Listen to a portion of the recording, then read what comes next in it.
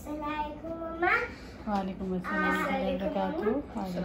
आज अब हमको कौन सी कंपेनियन के बारे में बताएंगे? हुज़ैफा बिन यमान। यस, आज जो है हम जिन सहाबी के बारे में जानेंगे उनका नाम है हुज़ैफा बिन यमान।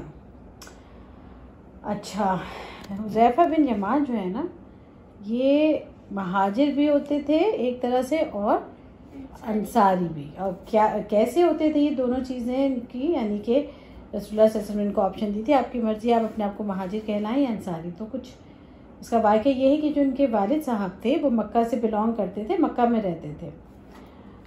वहाँ पे जो है कुछ प्रॉब्लम हो गई थी इस तरह की कि उनको मदीना जाना पड़ा, और फिर वो चाहते भी थे लेकिन वो मक्का वापस कभी सेटल नहीं हो पाए। फिर वो मदीना ही रुक गए, वहीं उन्होंने शादी कर ली, वहीं रहने लग गए।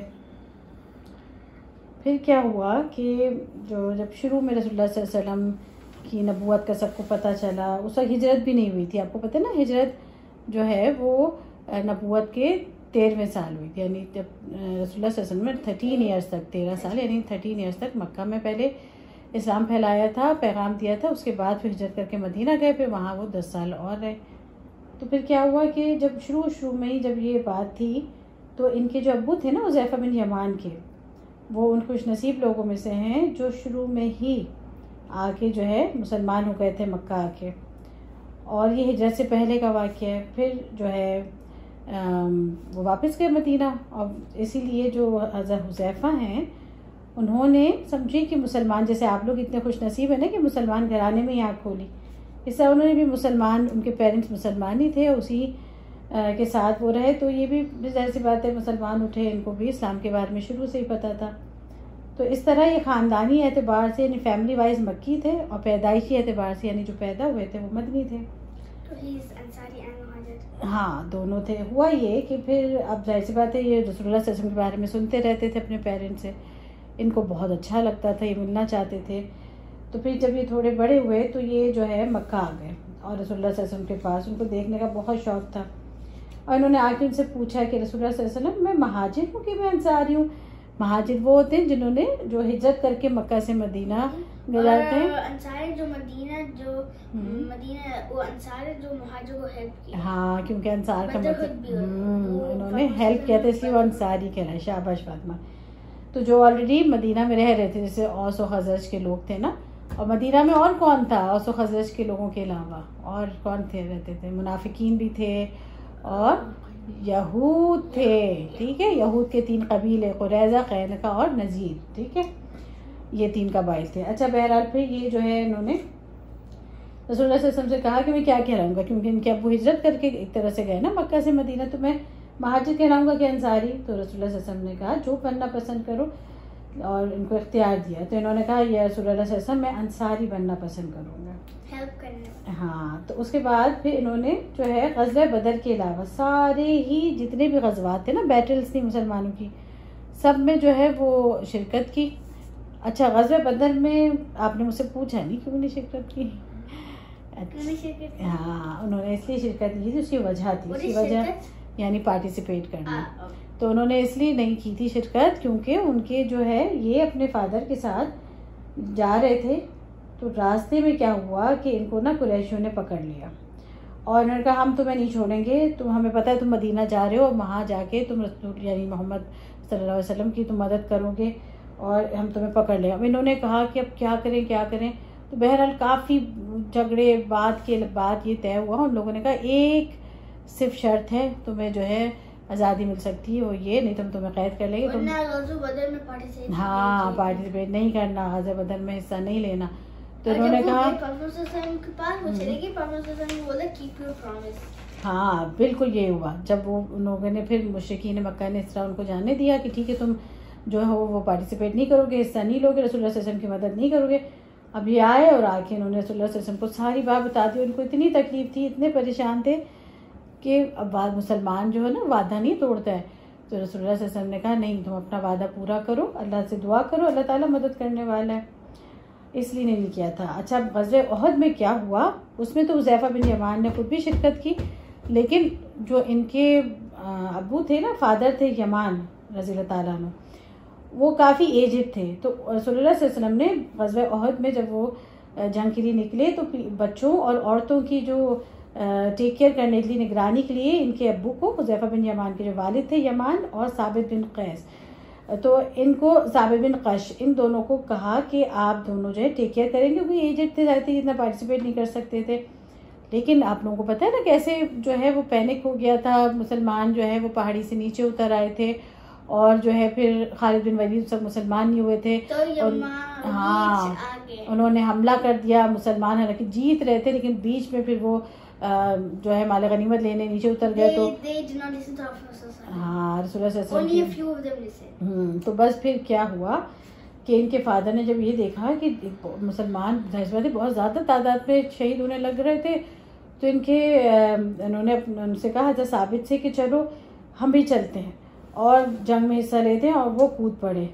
अच्छा, उस वक्त इतनी भगदड़ मची थी, इतना सब किसी को कुछ समझ ही नहीं आ रहा था। तो वो मुस्लिम ने उसको भी शहीद हो गए गलती से हाँ गलती से हज़रत हुज़ैफा के जो वालिद थे ना यमान, वो गलती से मुसलमानों की तलवार का निशाना बन गए। तो ये हालांकि ज़ोर से पुकारते रहे, लेकिन ज़ाहिर है इतना शोर था कि ये मेरे फादर है, मेरे बाप है, मेरे बाबा है, लेकिन आवाज़ कहाँ जानी थी इतने शोर में। बहरहाल जब ये हो गया, लेकिन आप ये देखिए हज़रत हुज़ैफा का ईमान, उनको पता था कि ये गलती से हुआ, किसी ने जानबूझ के नहीं किया। उन्होंने उस वक्त भी कहा, मेरे साथियों खुदा तुम्हें बख्श दे, तुम्हें माफ़ कर दे, बिलाशुबा वो बख्शने वाला मेहरबान है। इन कितनी हिम्मत से इन्होंने काम लिया। उसके बाद क्या हुआ कि जो है और ये ना बहुत इंटेलिजेंट थे, इनकी बहुत यानी ये सब पहले से इनको सेंस हो जाती थी कि किस तरह का मामला कैसे करना है। तो रसूलुल्लाह सल्लल्लाहु अलैहि वसल्लम ने इनकी ये खूबियाँ देख ली थी।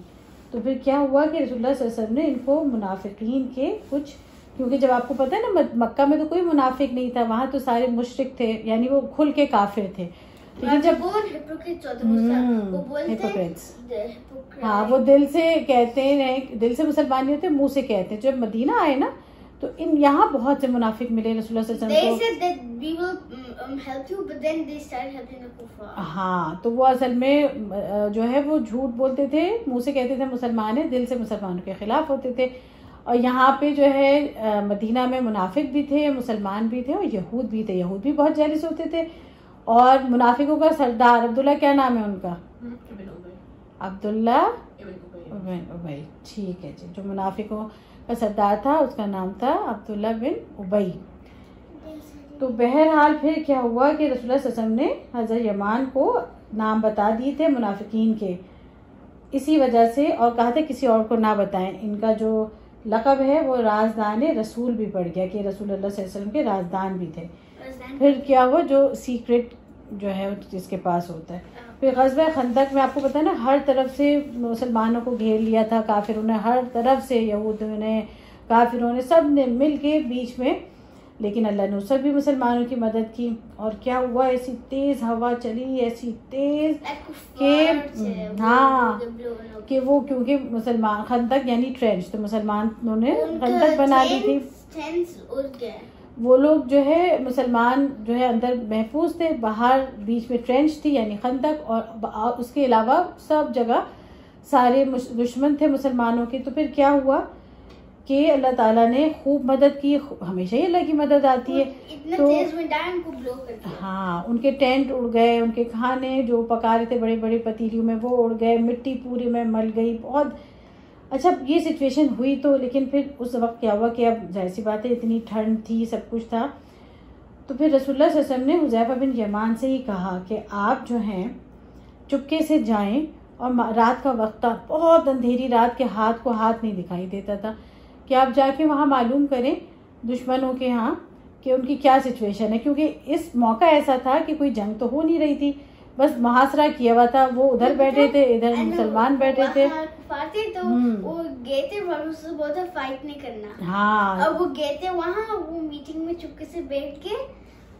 हाँ तो क्या हुआ कि फिर अब जो है, जो जितनी देर तक मुहासरा करता वो जीत जाता, और जो जितनी जल्दी हिम्मत हार जाता वो हार जाता। तो फिर क्या हुआ, रसूलुल्लाह सल्लल्लाहु अलैहि वसल्लम ने हुज़ैफा बिन यमान रज़ियल्लाहु अन्हु को भेजा कि आप जाके मालूम करके आए, बस वहाँ लड़ाई मत कीजिएगा, खामोशी से पता करके आए वहाँ क्या सिचुएशन है कुफ़ार की तरफ।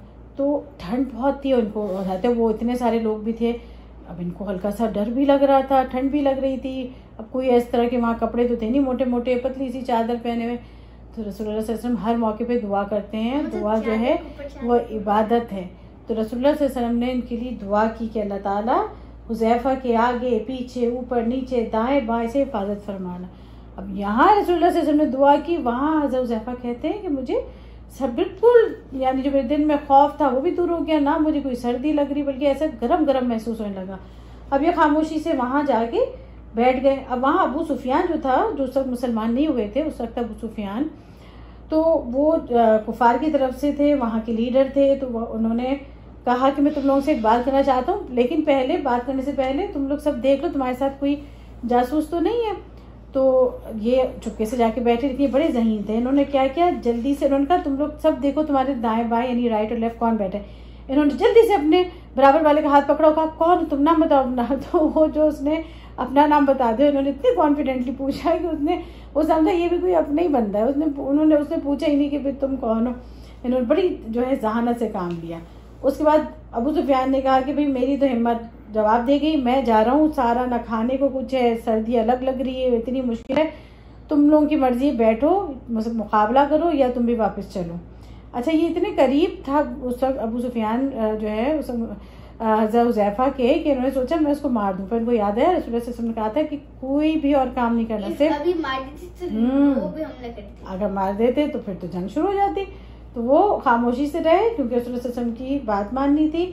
फिर वापस आके उन्होंने बताया रसूलुल्लाह सल्लल्लाहु अलैहि वसल्लम को। उस वक्त रसूलुल्लाह सल्लल्लाहु अलैहि वसल्लम उस वक्त भी आप देखिए, क्योंकि हमें पता है ना कुरान में क्या आया है कि सब्र और नमाज से काम लो, मदद लो मुश्किलात में। तो रसूलुल्लाह सल्लल्लाहु अलैहि वसल्लम उस वक्त भी नमाज पढ़ रहे थे और वो आए वापस हुज़ैफा बिन यमान। तो रसूलुल्लाह सल्लल्लाहु अलैहि वसल्लम छोटी सी चादर, जाहिर से इतने कोई बड़े बड़े कपड़े भी नहीं थे, पतली पतली सी चादरें, इतनी ठंड, उसमें भी देखो उतनी ठंड में भी अल्लाह की इबादत कर रहे हैं। फिर इनको अपने पास बिठा लिया, इन पे भी अपनी चादर का टुकड़ा डाल दिया। जब ये खबर सुनी तो इतना खुश हुआ, जब खुश होते थे अल्लाह की हम तो सना बयान करते थे। अच्छा, फिर जैसे मैंने आपको बताया था ना, हुज़ैफा बिन यमान को रसूलुल्लाह सल्लल्लाहु अलैहि वसल्लम ने मुनाफिकीन के नाम बता दिए थे। तो हज़रत उमर का क्या दस्तूर था कि जब वो देखते थे किसी का इंतकाल हुआ है और उसके जनाजे में हज़रत हुज़ैफा नहीं गए तो हज़रत उमर भी नहीं जाते थे, वो समझ जाते थे ये किसी मुनाफिक का होगा। और हज़रत हुज़ैफा बिन यमान जो हैं, इन्होंने जो है बहुत यानी कि बड़े बड़े ईरान के इलाके फ़तह किए। और जब इनका इंतकाल हुआ ना, तो उस वक्त इन्होंने जब इंतकाल के करीब थे कह दिया था कि मेरा जो कफ़न है, जो मुझे कोई महंगा कफ़न नहीं देना, क्यों बिल्कुल सादे से उसमें दफनाना, क्योंकि अगर मैं नेक हुआ तो अल्लाह के यहाँ बेहतरीन मेहमान नवाजी होगी, और अगर अल्लाह के मुझसे खुश ना हुआ तो चाहे जितना भी बेहतरीन महंगा कफ़न पहना दो, जाहिर सी बात है उसने गल सड़ ही जाना है। और फिर इनका इंतकाल हो गया। ठीक है, चलें फिर इंशाअल्लाह अब नेक्स्ट टाइम किसी और सहाबी के बारे में करेंगे। सुब्हानकल्लाहुम्मा व बिहम्दिका नशहदु अल्ला इलाहा इल्ला अंता नस्तगफिरुका व नतूबु इलैक। अस्सलामु अलैकुम व रहमतुल्लाहि व बरकातुहू।